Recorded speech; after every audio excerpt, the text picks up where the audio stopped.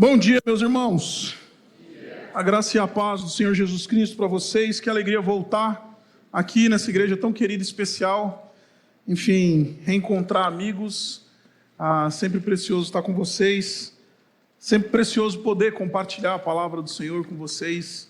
Lá de Santo André, a gente sempre acompanha cada movimento de vocês e a gente fica extremamente grato a Deus por aquilo que Deus tem feito na vida de cada um de vocês, pelo que Deus tem feito na vida dessa comunidade.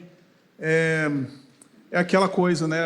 A mãe orgulhosa sempre fica mais orgulhosa do filho primogênito, né? Que começa a crescer, se desenvolver.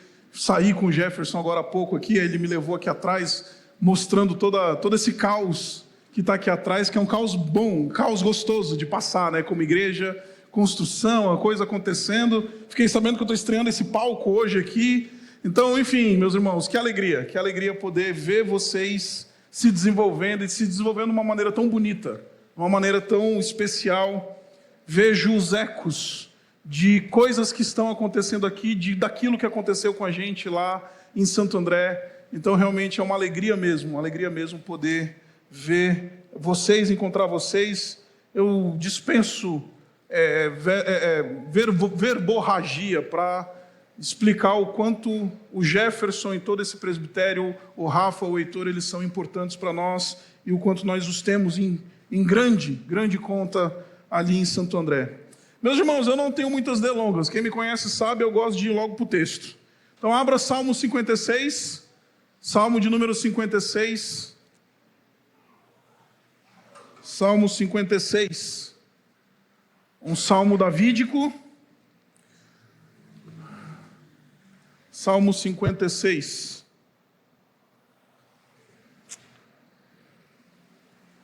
Diz assim para o mestre de música, de acordo com a melodia, uma pomba em carvalhos distantes, poema epigráfico davídico, quando os filisteus prenderam Davi em Gate.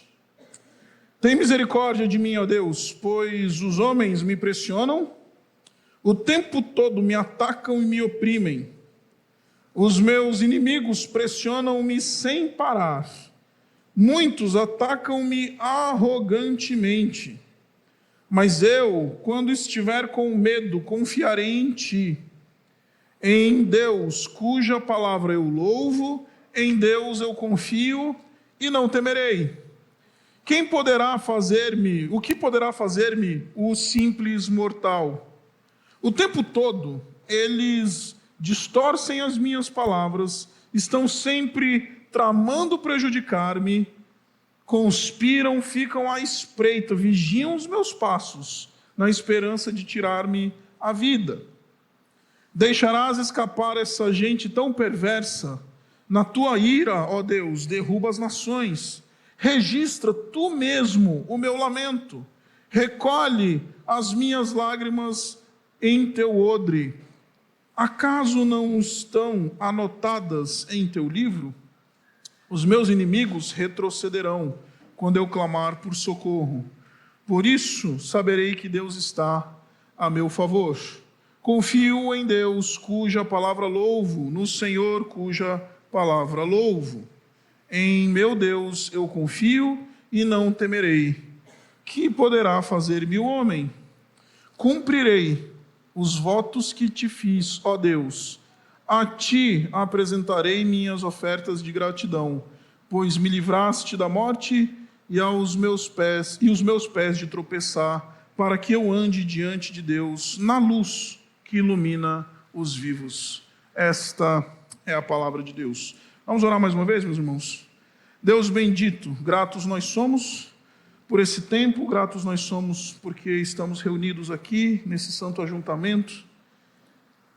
E Pai, pedimos que a Tua boa mão nos conduza e pedimos que o Senhor nos dê condição de, mais do que entender a Tua palavra, aplicá-la em nossa vida de tal maneira que a gente possa crescer, amadurecer. Sopra Teu Espírito, abre o nosso entendimento, tira de nós qualquer coceira nos ouvidos, para que sejamos, enfim, tratados e conduzidos à imagem do Senhor Jesus, nosso Senhor. Nós oramos assim no nome dEle. Amém. Meus irmãos, Vocês estão numa série aqui na nossa igreja, aqui na sua igreja, né? Nossa igreja, né? Aqui na nossa igreja, a série é Orando Nossos Medos. Ou a série, na verdade, são Orando nos Salmos. E hoje nós vamos falar sobre essas canções que o Senhor Jesus Cristo, ele cantava nos dias do seu ministério terreno. E hoje nós vamos falar sobre esse movimento de orar os nossos medos. Agora, antes da gente entrar propriamente no texto, deixe-me dar a você algumas informações preliminares. É muito interessante esse desenho dessa série que foi, costurado aqui pelo presbitério da nossa igreja, da igreja de vocês, porque essa série que chama As Canções de Jesus, ela é um título muito sugestivo. Porque eu não sei se você sabe, mas o livro dos Salmos era o livro que Jesus usava no seu ministério terreno. Era o livro que o povo judeu cantava enquanto Jesus estava no seu ministério terreno. Pelo menos 2 vezes nós temos o Evangelho nos informando que o Senhor Jesus Cristo teve algum tipo de contato com os Salmos. O primeiro deles é quando o Senhor Jesus Cristo, logo depois de instituir a Eucaristia, o texto fala para nós que eles cantaram salmos de louvor ao Senhor, logo depois de instituída a Eucaristia. E o segundo momento que o Senhor Jesus Cristo cantou os salmos foi quando ele estava crucificado. No Salmo 22, vocês, imagino, já devem ter ouvido alguma coisa sobre isso aqui pelo pastor Jefferson. O Senhor Jesus Cristo cantou o Salmo 22 quando ele estava na cruz. Deus meu, por que me desamparaste? E eu quero começar daqui, meus irmãos, porque o livro dos Salmos, ele é um livro diferente de toda a Bíblia. Enquanto a Bíblia, nós temos uma revelação de Deus a nós, a partir de uma intervenção sobrenatural de Deus, inspirando autores bíblicos para registrarem a palavra de Deus, ou seja, Deus está falando com o seu povo diretamente. No livro dos Salmos nós temos justamente o oposto. Nós temos Deus inspirando os salmistas a falarem com Deus. Enquanto você tem na narrativa bíblica, você tem nos textos das epístolas, você tem na narrativa dos evangelhos, você tem no texto dos profetas e tantos outros escritos, você tem esse movimento de Deus falando diretamente ao seu povo.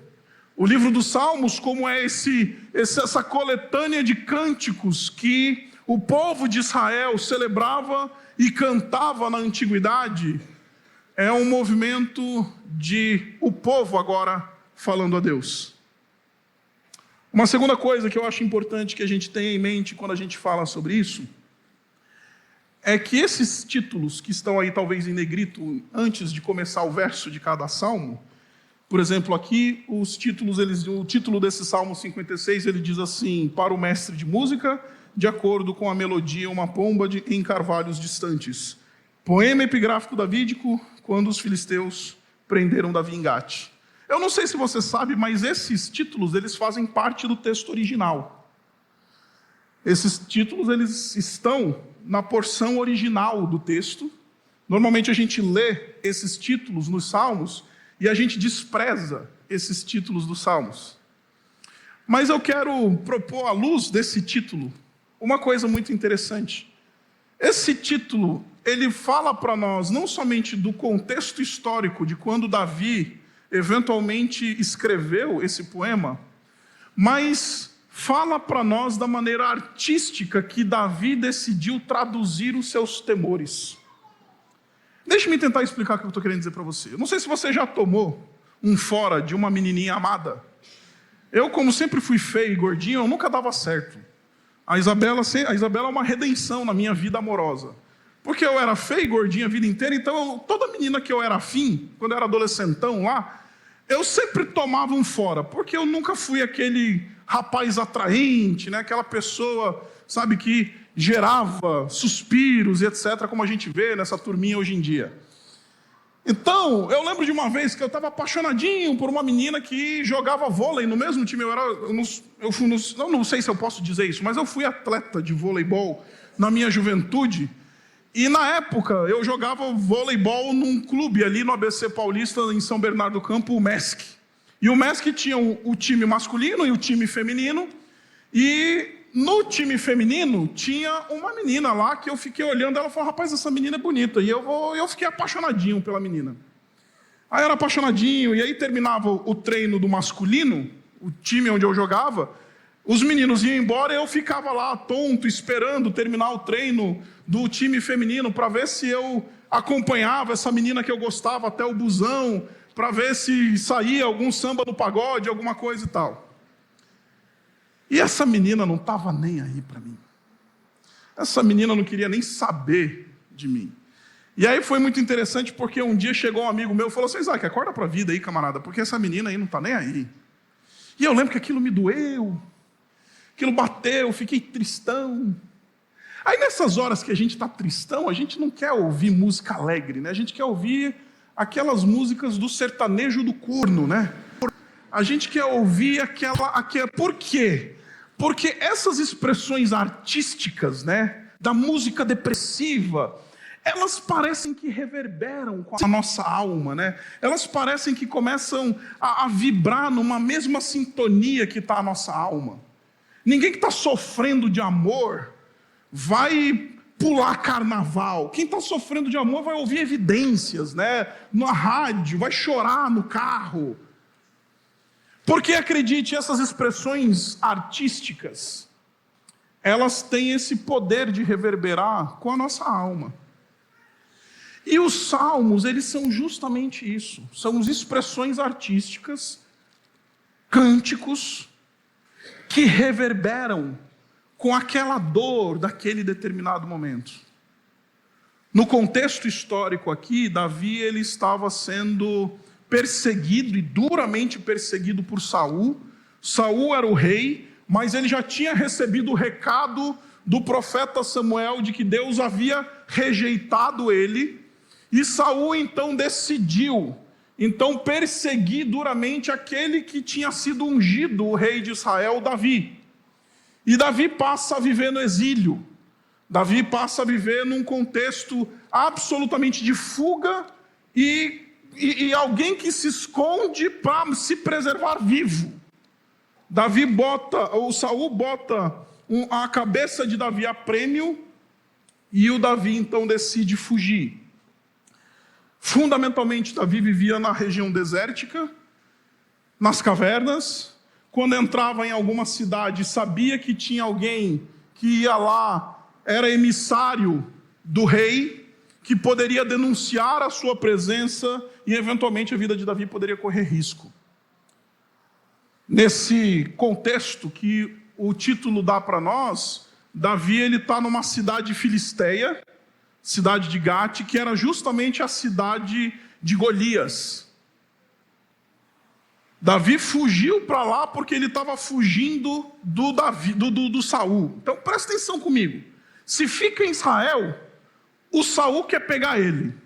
Se sai de Israel, os inimigos de Israel querem pegar ele. E aí ele chega justamente em Gate, que é justamente a cidade do grande Golias que ele já tinha matado. Se você der uma olhadinha lá em 1 Samuel no capítulo 21, você vai descobrir que o Davi ainda pior, chega nessa cidade com a espada do Golias na mão. Então qualquer um que identificasse o Davi ali em Gate, ia falar, esse daqui é o Davi. Se ele está com a espada do Golias na mão, quem é que fica com a espada do seu inimigo quando mata o inimigo? É o algoz. Literalmente, se correr o bicho pega, se ficar o bicho come. Davi não tinha ambiente seguro, a não ser na região absolutamente desértica e nas cavernas. Se você depois voltar lá em 1 Samuel, a partir do capítulo 21, você vai ver que ele justamente sai de Gate e vai para a famosa cena da caverna de Adulão, quando ele poupa a vida de Saul. É justamente nesse contexto de angústia, de eu não tenho lugar para ficar seguro, nesse ambiente de absoluta vulnerabilidade, que Davi escreve ou tenta artisticamente reproduzir o seu sentimento. é justamente nesse lugar onde quer que ele chegue, ele sabe que ele vai encontrar inimigos que querem a cabeça dele, que ele escreve esse salmo.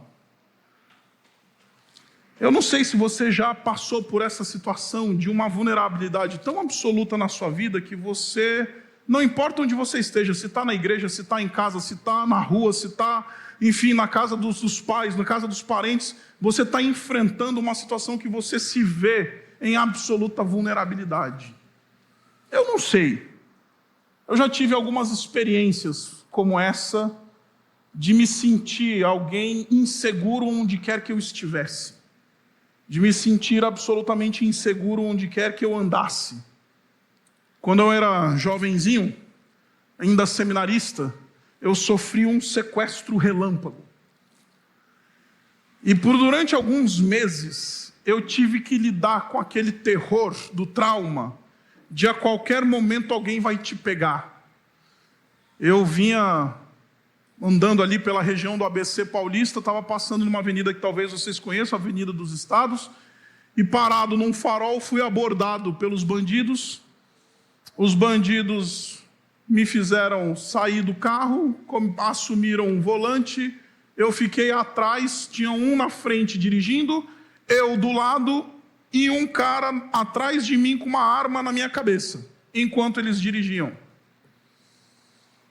Resultado de uma longa história, graças a Deus não me fizeram mal, mas enfim, fizeram aquela limpa, levaram tudo que podiam levar e me largaram na rua. Durante muitos meses, eu tive que lidar com aquele senso de angústia, de trauma, de falar onde quer que eu esteja, será que tem alguém aqui que vai me pegar? Talvez o nosso medo, meus irmãos, não seja o medo de uma ameaça física. A palavra de Deus nos fala que nós passamos por medos da alma, coisas que a gente tem dentro do nosso coração, que nos afligem e nos angustiam de maneira absoluta. Eu não sei se você se lembra de Gênesis no capítulo 3, mas esse foi o primeiro sentimento de angústia que Adão ele experimentou depois que pecou. Porque você pode depois uma hora voltar lá em Gênesis no capítulo 3, a partir do versículo 8, Deus busca o Adão e fala: Adão, cadê você? O Adão tinha acabado de desobedecer, comer do fruto, ele e sua mulher. Cadê você? E aí então o Adão diz assim: eu ouvi os teus passos pelo jardim, Senhor, e eu tive medo. Medo. Então eu me escondi. Deus certamente não representava uma ameaça a Adão e a Eva naquele contexto, mas é interessante que por causa da entrada do mal e do pecado no mundo, a gente começa a sofrer de umas quebras interiores que nos colocam nessa condição de absoluta vulnerabilidade e que nos fazem, enfim, experimentar esse tipo de angústia que Davi estava passando. A expressão hebraica que aparece ali em Gênesis no capítulo 3, ela traz aquela ideia de alguém que está retorcido. Sabe quando a gente passa uma garrafa PET no fogo? Aí ela retorce inteirinha. Esse é o sentido básico de alguém que está com medo na Bíblia. Está retorcido dentro de si. Alguém que se retorceu absolutamente em sua interioridade. Então Davi escreve, porque aqui não está o medo de Davi, mas está a representação artística do medo de Davi. E quando ele decide expor, cantar o seu medo, expor artisticamente o seu medo, ele, em primeiro lugar, ele identifica a ameaça. Os versículos 2 em diante, eles vão dizer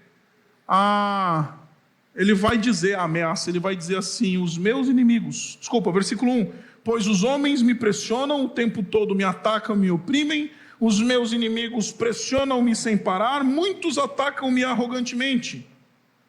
Versículo 5, o tempo todo eles distorcem as minhas palavras, estão sempre tramando prejudicar-me, conspiram, ficam à espreita, vigiam os meus passos na esperança de tirar-me a vida.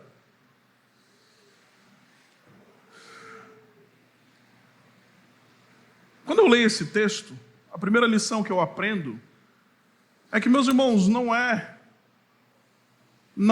se vamos enfrentar situações que nos colocam medo na nossa jornada, mas quando. Todos nós, em alguma medida, em medidas mais drásticas ou menos drásticas, mais conscientes ou menos conscientes, todos nós enfrentaremos situações em que a nossa alma vai tremer.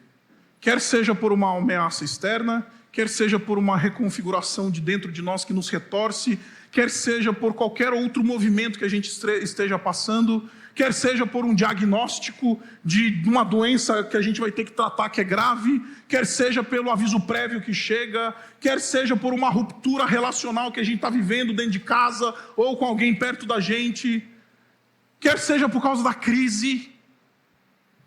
Esse final de semana eu estava conversando com um irmão que é membro da minha igreja, ele trabalha no mercado especulativo financeiro. Aí ele falou: pastor, depois que teve a eleição norte-americana, e não estou discutindo absolutamente nada sobre política, ele falou assim: tá difícil, viu? O mercado financeiro está bem louco. E aí a gente olha para aqueles gráficos que aparecem lá, pastor, eu não olho para gráfico, eu fico pensando na minha filha, eu fico pensando na minha mulher, eu fico pensando na conta que eu tenho para pagar, eu fico pensando nisso ou naquilo, e eu fico com medo, pastor. Eu fico com medo. Porque acredite, não é se vamos enfrentar essas situações, mas quando vamos enfrentar essas situações. Quero propor para você alguns modos de enfrentar essas situações.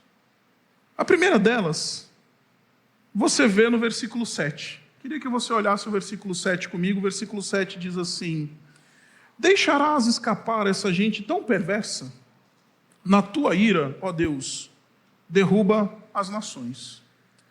A primeira maneira que o salmista sugere a gente para lidar com esses medos e esses problemas que distorcem a nossa alma dentro de nós é confiar na justiça de Deus. E eu sei que eu falei um pleonasmo aqui, mas é de propósito. Porque manifestação de justiça não necessariamente significa que haja uma promoção da verdadeira justiça.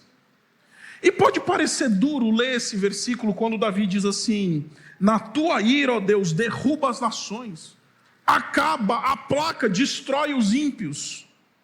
Mas note, Davi ele está dizendo: Senhor, é você que vai lidar com os ímpios. É a tua ira que vai lidar com os ímpios. É a tua justiça que precisa ser operada e não a minha. Com certeza temos uma psicóloga aqui entre nós, que é a Aninha, não sei se temos mais. Mas se você um dia estudar um pouquinho de psicologia, você vai descobrir que a primeira coisa que o medo faz com a gente é nos colocar numa posição reativa. Absolutamente reativa. A gente fica com medo, a gente começa a ficar meio assim e a gente vai reagir. A gente arma a guarda e a gente reage. É um instinto natural em nós. Isso, inclusive, nós encontramos até nos animais. A minha Benta, que é um golden, ela acha que ela é um leão, né? Porque, enfim, basta alguém passar no hall do nosso apartamento, assim, nem entrar no apartamento, só passar no hall de apartamento. Aí ela já ergue a orelha. E ela começa a rosnar. Aí eu falo: Benta, senta. Aí ela: eu Benta. Por que eu estou falando isso? Porque quando às vezes a gente se vê nesses lugares de angústia, a gente quer promover a justiça com as nossas próprias mãos. A gente quer ser igual a Benta. A gente vê alguém querendo puxar o nosso tapete, a gente vê alguém querendo fazer mal contra a gente. Aí o nosso lugar de reação, sabe qual é? É a gente partir para cima. E meus irmãos, eu estou pregando para mim, porque acredite, Jefferson não me deixa mentir, ele pertenceu à equipe pastoral da Igreja Batista Urbana. Se tem alguém colérico que está falando aqui entre nós, sou eu. Se tem alguém que tem uma tendência lascada de querer devolver na mesma moeda, sou eu. Não estou lhes falando de cima para baixo, é só o palco que me faz estar um pouquinho mais alto que vocês. Mas basta a gente ter aquela consciência de que teve alguém que pecou contra nós, que feriu, que falou alguma coisa da gente, ou que, enfim, fez uma coisa. A nossa tendência é a gente virar e falar assim: eu vou agir com as minhas próprias mãos. Ainda tem gente que fala assim, não é porque eu sou italiano, não, é porque a gente é pecador. Aí vem Davi, ele diz assim, você está passando por uma situação assim? Descanse na justiça de Deus. É Ele que vai trazer justiça sobre quem merece receber justiça. É Ele quem vai destruir as nações se Ele quiser. É Ele quem vai operar recompensando o mal por sua prática iníqua. Então a gente precisa ouvir o Espírito Santo de Deus de vez em quando falando assim, como eu falo para a Benta, senta, quieta, Benta. Aí eu pego assim na Benta, no cangote da Benta, assim, ela já entendeu. Aí ela para. A gente precisa que o Espírito Santo de vez em quando venha e pegue no nosso cangote e fale assim, sossega. Eu estou vendo o ímpio ali do lado. Eu estou vendo a perseguição que está acontecendo. Meus irmãos, graças a Deus que nós temos um Deus que vê todas as coisas. E vai chegar um dia que todo mal vai ser retribuído. Vai chegar um dia em que todas as coisas vão estar no seu devido lugar. Mas não sou eu e você que vamos fazer isso acontecer. É o Senhor Jesus. Todas as vezes que na hora da angústia a gente quer reagir de uma maneira colérica, visceral, violenta, nós estamos dizendo, Deus, eu não confio em tua justiça. Deus, eu não estou seguro de que tu és realmente justo. Deus, se eu estivesse no teu lugar, eu faria diferente.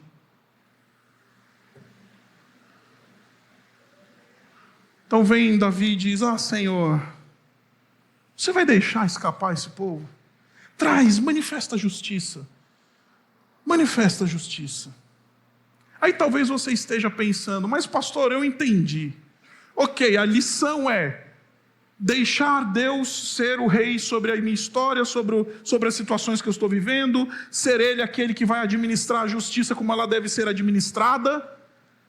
Mas e como é que eu lido com os meus afetos, pastor? Porque afinal de contas eu estou machucado, eu estou ferido, eu fico angustiado, o meu coração está quebrado, é duro saber que o meu marido me traiu, a minha esposa está lá fazendo alguma coisa que eu não quero, é duro saber que o meu parente lá, que é aquela pessoa que eu achava que nunca ia me puxar o tapete, me puxou o tapete. Como é que eu lido com a minha ferida, a minha angústia, a minha revolta, o meu medo? O versículo seguinte responde isso para a gente. Ele diz assim, registra tu mesmo o meu lamento, e recolhe as minhas lágrimas em teu odre. Eu acho muito interessante porque Davi, ele descansa na justa soberana de Deus, mas ele sabe que na presença de Deus ele tem um lugar onde ele pode derramar essas angústias da sua alma. E ele diz, recolhe as minhas lágrimas no teu odre. Odre, acho que você já deve ter ouvido falar dos odres no mundo antigo. Os odres no mundo antigo eram, enfim, mais ou menos bolsas de couro, onde, enfim, acontecia a fermentação do vinho. E essas bolsas de couro, elas tinham capacidade para 80 a 120 litros, cada bolsa de odre. Está dizendo Davi, eu vou chorar muito. Porque recolher lágrima no odre é alguém que está dizendo assim, é muita lágrima, é muita dor, é muita angústia, é muito medo, é muito pavor, é muita noite mal dormida, é muita angústia na garganta que a gente perde a fome, é muita situação que a gente vai experimentar. Mas Senhor, é na tua presença que eu vou chorar. É na tua presença que eu vou dizer, Senhor, eu estou com medo. É na tua presença que eu vou poder comparecer no íntimo e falar, Senhor, recolhe as minhas lágrimas no teu odre. Recolhe as minhas lágrimas no teu odre. Eu não sei como você chega aqui, mas tem muita gente que tem uma percepção errada do que é o lamento e do que é a murmuração. E hoje eu queria explicar esse texto para você, fazendo essa correção aqui, todos nós juntos. Lembra que eu falei para você que o Senhor Jesus Cristo cantou um salmo lá na cruz? O Senhor Jesus Cristo cantou um salmo, ele estava ferido, estava angustiado, estava até com medo. E aí então ele canta: Deus meu, por que me desamparaste? Só que note que ali o Salmo 22 é um salmo de lamento. Então Jesus ele vai buscar de novo, né, uma expressão artística que reverbera com a alma dele. Ele não vai buscar o Salmo 100 que diz: celebrai ao Senhor todos os habitantes da terra. Não, ele está crucificado, ele vai morrer daqui a pouco. Ele precisa buscar um canto que reverbera com o sentimento dele. E ele se sentindo desamparado, ele se sentindo sozinho, ele se sentindo angustiado, ele canta o Salmo de Davi 22, Deus meu, por que me desamparaste? E qual que é a diferença, pastor, entre aquele que lamenta verdadeiramente e coloca os seus medos verdadeiramente em fé na presença de Deus, e aquele que murmura e reclama com Deus porque está passando pelo que está passando? Muito simples, o vocativo. Porque o que murmura, ele diz assim: por que me desamparaste, Senhor? Por que essas pessoas estão me perseguindo? Por que eu estou com esse medo lascado dentro de mim? Por que essas situações estão passando na minha vida? Lembro de uma colega de pós-graduação na época, na Universidade Metodista, reclamando porque tinha tomado uma bomba na escola, na faculdade. Aí tomou uma DP, eu lembro que o professor saiu distribuindo as provas com aquela nota, e a prova dela veio sangrando, né? Aí então ela pegou a prova assim, ela amassou a prova assim, virou para o céu e falou assim: tá vendo, Deus? Tá vendo? Isso é murmuração. Agora o que é o lamento? É o vocativo, porque antes de dizer por que me desamparaste, ele diz: Deus meu, Deus meu, por que me desamparaste? O vocativo faz toda a diferença. É por isso que Davi, ele fala assim: na tua ira, ó Deus, na tua ira, ó Deus. Aqui nós temos um lamento de alguém que está com medo, que alguém está passando por uma situação adversa, de alguém que está enfrentando, mas ele diz: ó Deus. Ele não diz: ah, Deus, você está vendo? Ele diz: ó Deus. Ele diz: você está vendo, Deus? Você vai deixar isso acontecer? Mas antes de perguntar para Deus essas coisas, ele diz: ó Deus. Essa é a diferença entre o que murmura e o que lamenta. Porque acredite, meu irmão, se você não pegou nada desse sermão, pegue isso. É uma bênção poder ter o recurso do lamento, para a gente poder derramar nossa alma na presença de um Deus que conhece as nossas dores. A gente despreza, a gente nesse cristianismo da vitória, desse cristianismo do coach, que ninguém mais tem problema, é todo mundo lindo, bonito e higienizadinho, né? Aí a gente não lembra mais que existe uma dimensão da vida cristã de dizer: Senhor, eu estou sendo perseguido, Senhor, eu estou com medo, Senhor, eu acho que esse mês não vai fechar. Senhor, olha, está vendo os caminhos que meu filho está tomando? Eu não gostaria que ele tomasse aqueles caminhos. Existe uma bênção belíssima, uma graça de Deus tremenda, de nos oferecer esse recurso do lamento, para que a gente possa comparecer com Ele e sermos viscerais e falar: Senhor, eu não estou entendendo. Você vai deixar esses caras escaparem mesmo, Deus? É o que Davi está perguntando. Mas é na presença de Deus, é com os joelhos dobrados, é no altar que a gente faz esse tipo de pergunta. E acredite como isso é um alívio, porque você já pensou se a gente não tivesse lugar nenhum para botar isso para fora? A vida cristã ia ser uma miséria. Eu costumo dizer que a vida cristã desses triunfalistas todos aí que a gente vê por aí, deve ser uma miséria, porque ele nunca encontra lugar onde ele pode literalmente colocar para fora na presença do Senhor a sua dor, Porque esse cristianismo que prega que ninguém tem dor, nem ninguém tem problema, você vem para Jesus e todos os teus problemas estão acabados, é um cristianismo que mata as pessoas. Porque mantém aquela angústia e aquela ferida dentro do coração, sem nos dar a liberdade e a capacidade de poder chegar na presença do nosso Deus e dizer: Senhor, dói. Senhor, eu estou com medo dos caminhos que meu filho está escolhendo, a minha filha está escolhendo.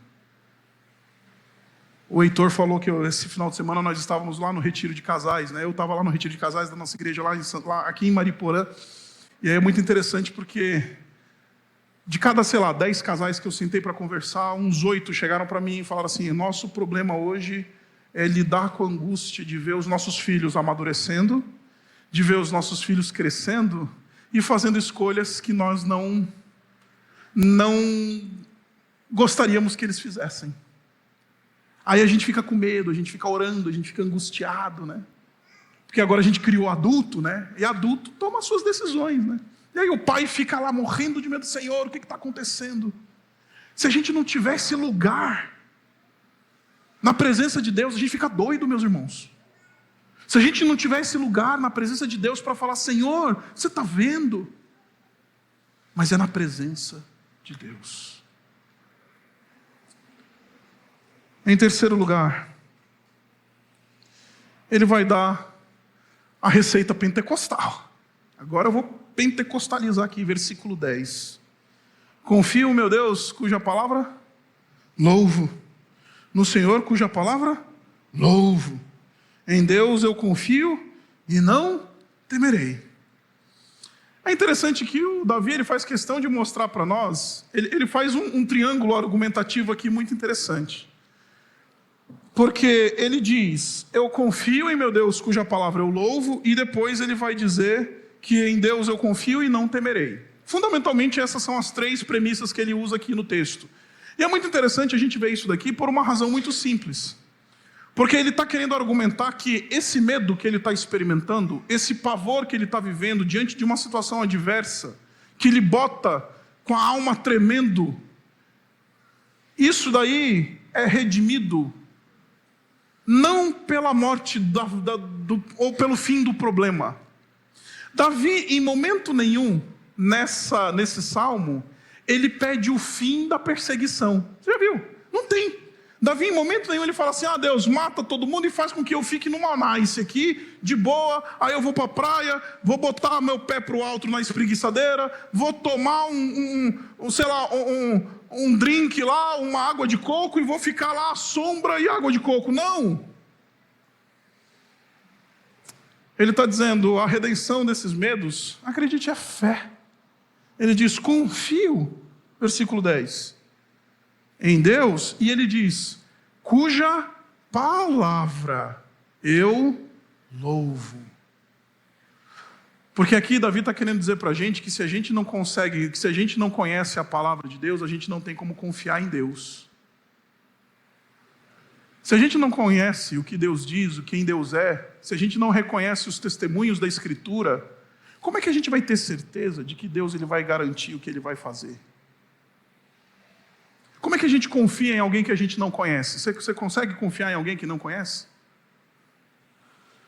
Passei um perrenho uma vez, 2 semanas atrás. Isabela estava de plantão, e aí ela esqueceu em casa a bolsa. E aí, para ajudar, ela estava lá a gente teve um problema no nosso banco lá de emitir aquele cartão digital para ela poder usar lá, botar no celular dela. Aí ela falou assim: amor, eu vou mandar uma pessoa para ir buscar o teu cartão de crédito aí para trazer para mim. Eu, então, né?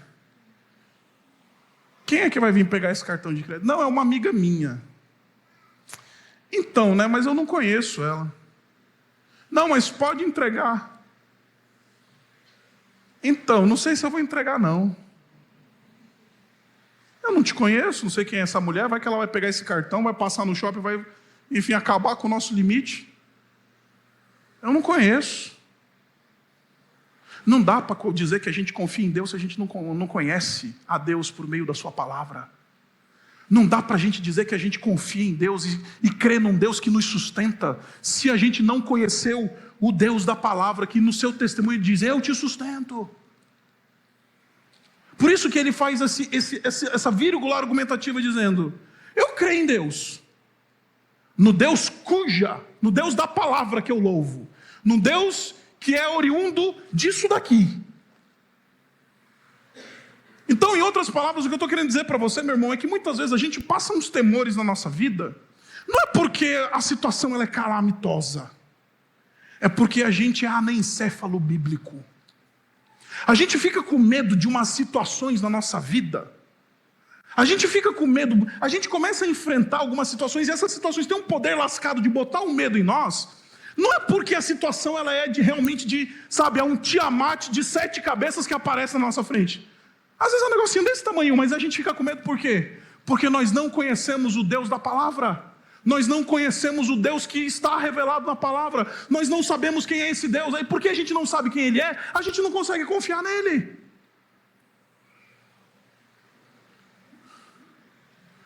Em outras palavras, meu irmão e minha irmã, está com medo? Abre a tua Bíblia. Leia o texto. Encha a tua alma com a palavra de Deus. Porque sim, tem algumas coisas que tem que tirar o nosso sono.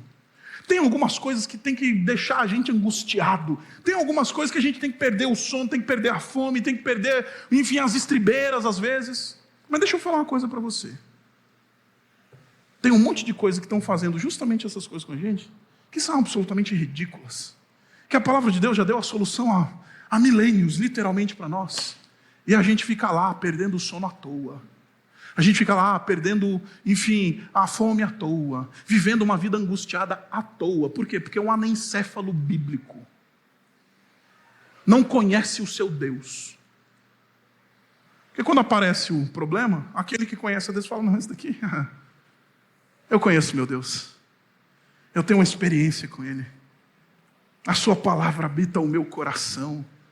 Então eu lido com uma situação como essa de uma maneira completamente diferente. Quando foi a última vez que você pegou a tua palavra, a tua Bíblia, a Bíblia que está na tua casa, a tua Bíblia? Não é a do pastor Jefferson que ele prega aqui todo domingo, não. A dele é problema dele. A tua Bíblia, você abriu, num momento de lágrimas, num momento de angústia, e falou: Senhor, deixa eu te conhecer para eu poder confiar cada vez mais em Ti. Deixa eu te conhecer, abre o meu entendimento para eu te ver.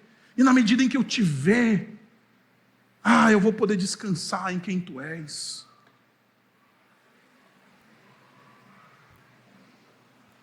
Finalmente, versículo 12. Eu nem sei quanto tempo eu tenho aqui, me fala aí, povo. Cumprirei os votos que te fiz, ó Deus, e a Ti apresentarei minhas ofertas de gratidão. Eu não sei se você já passou por essa situação, mas eu imagino que já. Mas quando a gente fica com medo na nossa vida, a nossa tendência é assumir uma posição de segurança, de proteção, né? A gente fica aqui segurando, falando: não sei o que vai acontecer. Ano passado foi muito interessante. Ano passado nós tivemos uma caravana que nós fomos para Israel com algumas famílias da igreja. E aí foi muito interessante porque teve um irmão que chegou para mim e falou assim: pastor, eu não vou não. Eu até tenho dinheiro para ir, mas eu não vou não. Eu falei: mas por quê, rapaz? Vai perder a oportunidade, o Luiz Saião vai estar com a gente, não sei o quê. Não sei se você já ouviu falar do pastor Luiz Saião, mas uma das maiores autoridades dos estudos ali, da arqueologia bíblica e tudo mais. E ele ia com a gente, ia levar um grupo da nossa igreja com ele. E aí ele falou: não, eu tenho dinheiro para ir, pastor, mas eu não vou não. Eu falei: mas por que você não vai? Aí ele falou assim: porque como virou o governo, eu não sei como é que vai ser amanhã. Essa é a nossa reação natural, né? Como eu não sei o que vai acontecer amanhã, eu seguro, né? Como eu não sei o que vai acontecer amanhã, e vem o aviso prévio, o que a gente faz? E, de novo, essa organização é importante, mas chegou o aviso prévio, a gente fecha todas as torneiras, né? A gente segura tudo, a gente vai para uma posição de proteção. A gente vai para uma posição de segurança. Como se dependesse da gente, né? Como Davi sabe que não depende dele, na hora do medo, ele não protege, ele oferece. Ele diz: cumprirei os meus votos. E eu vou fazer essa aplicação para você que é membro dessa igreja. Sabe você que é membro da igreja? Que assumiu o compromisso de participar da vida financeira da sua igreja? Aí você talvez esteja pensando, não, pastor, é que nos últimos meses eu não estou participando porque eu estou com medo de um negócio que vai... Não. Você está ouvindo o sermão que eu estou pregando para você? Você conhece o teu Deus? Agora não é o lugar. Davi diz assim, na hora do medo, em vez de reter, eu ofereço. Na hora do medo, eu cumpro os votos e a responsabilidade que eu tenho. Então estou falando com você que é membro dessa igreja, tá? Estou falando com você. E não estou falando isso só porque o Jefferson me falou que há alguns meses vocês passaram por um perreio aí, tá? Estou falando porque isso é instrução bíblica. Porque na hora do medo a gente quer reter. Mas o que confia em Deus, ele diz, não. Eu cumprirei os votos, o compromisso que eu fiz, Senhor, contigo. Eu não vou reter, porque não depende de mim. A minha vida está nas tuas mãos, Senhor. E finalmente, e a ti apresentarei as minhas ofertas. Sabe como é que a gente lida com medo? Generosidade. Generosidade. Eu cumpro os votos e apresento as minhas ofertas. E eu não estou falando só de generosidade financeira não, tá, gente? Generosidade no tempo. Generosidade no esforço. Generosidade dos nossos afetos. Você já foi generoso com alguém afetivamente? No sentido de sentir a dor do teu próximo? Eu vim dirigindo de Mariporã para cá, para Guarulhos, meio angustiado, porque nós temos uma irmã na nossa igreja que descobriu um tumor no cérebro. E ela estava com a gente lá, ela e o marido. Estava lá com a gente, lá no retiro. Só que essa madrugada, enfim, fomos acordados. Estava eu e a Isabela lá no nosso quarto, agora alguém bateu na porta e falou, pastor, chama a Bela aí, por favor, porque a Bela é médica. Chama a Bela aí, por favor, porque a nossa irmã lá chama Marisa. Se você quiser orar por ela, você pode orar. A Marisa não está bem, ela está convulsionando no quarto dela.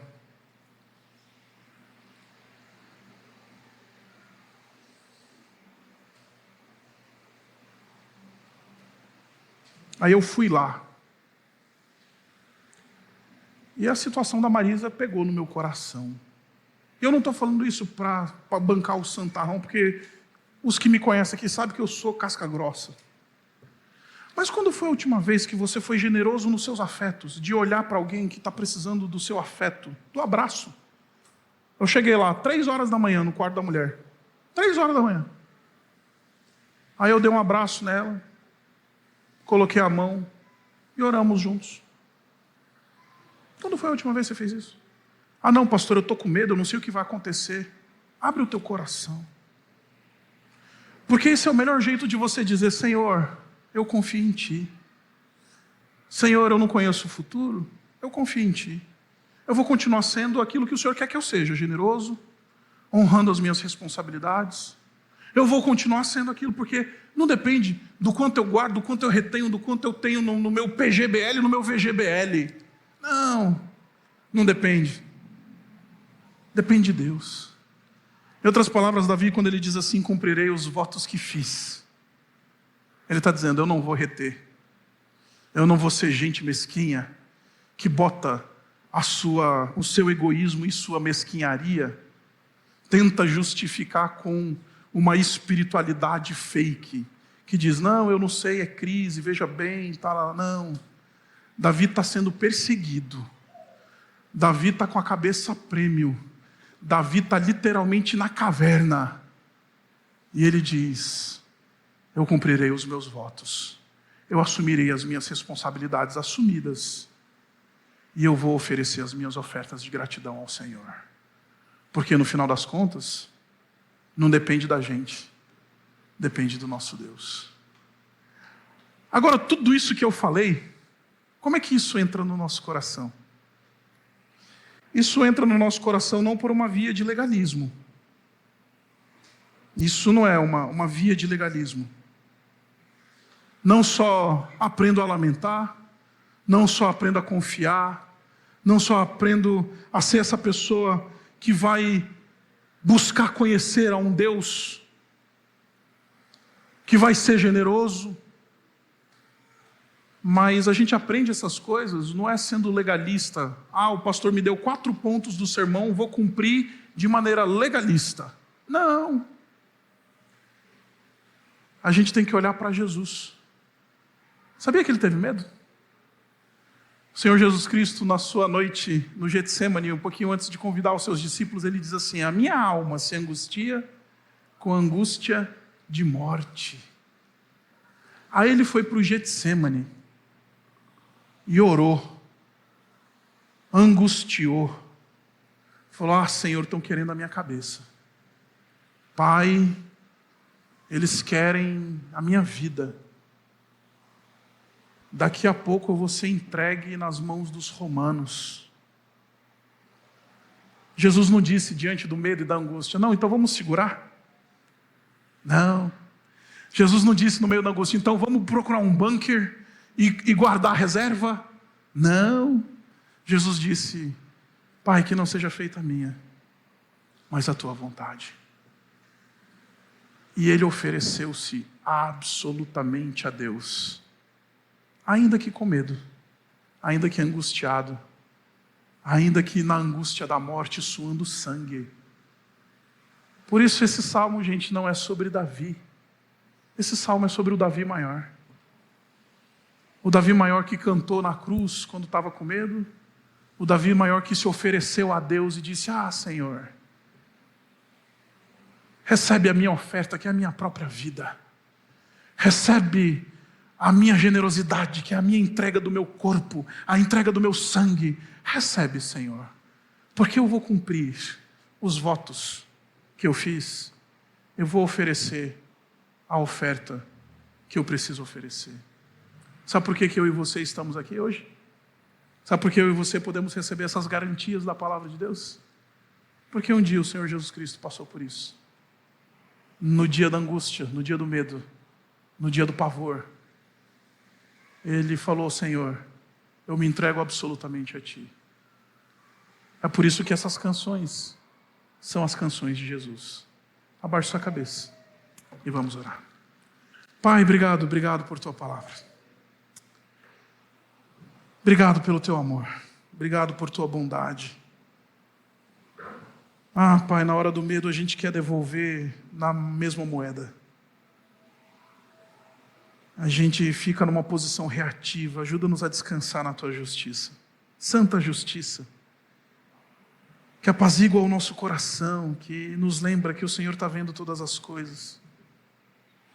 Na hora do medo, na hora do enfrentamento do desconhecido, na hora que a gente estiver no quarto escuro, Pai, nos lembra que há um Deus justo, que o trono está ocupado e que o Senhor reina absolutamente.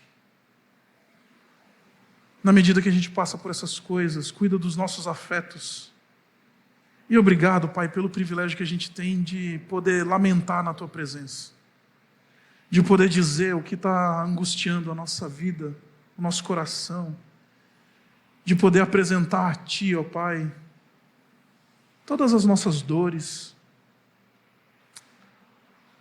E Pai, nesse processo todo opera uma confiança em Ti inabalável em nossos corações. Que a gente possa Te conhecer cada vez mais, conhecer a Tua palavra, conhecer quem Tu és, ter plena certeza de quem Tu és, e assim a gente vai poder descansar em Ti. E Pai, conhecendo a Ti, a gente vai ver que muitos dos nossos medos, muitas das nossas angústias, elas são tão pequenas.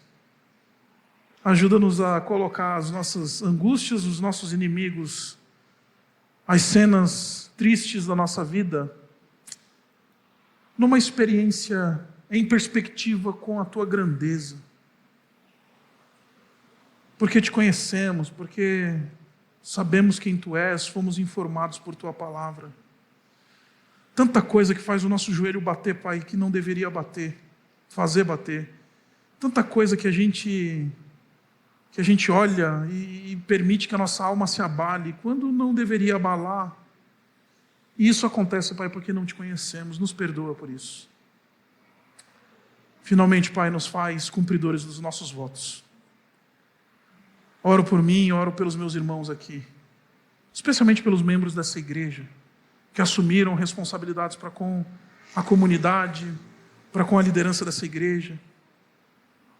Pai, que não permita que o medo seja uma justificativa fake, seja uma justificativa falsa para a falta de compromisso contigo.